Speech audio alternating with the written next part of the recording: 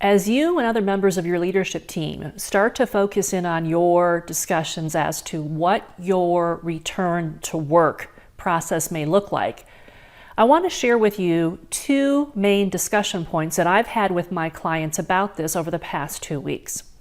Number one, simply because you may return to work doesn't mean you have to right now. What I mean by that is, unless your business is dependent upon foot traffic, you may not need to physically call your employees back to your location. If you're able to currently service your customers well now, and if your employees are fairly comfortable and operating efficiently now in remote status, why do you need to start calling people back anytime soon? This is important because you may well have an employee population that has a spectrum of beliefs about this virus. On one end, you may have individuals who think it's a complete hoax, and on the other, you may have individuals who are deathly afraid of contracting the virus. Your job as a leader is to manage those varying beliefs and to honor those varying beliefs.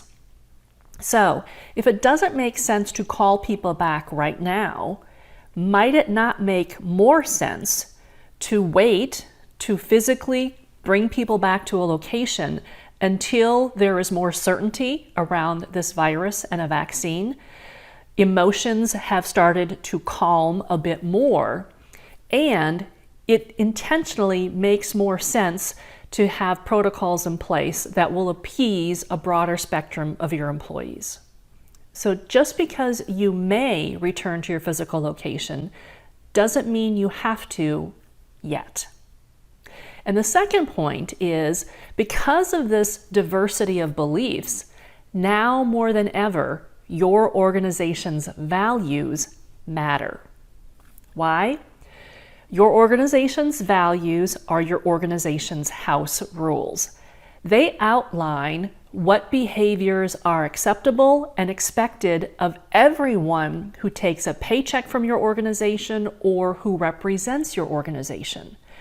So, as you may have this diversity of beliefs around the virus, typically part of an organization's values speak to the notion of respecting one another, respecting one another's diversity and diverse viewpoints, and treating one another with integrity.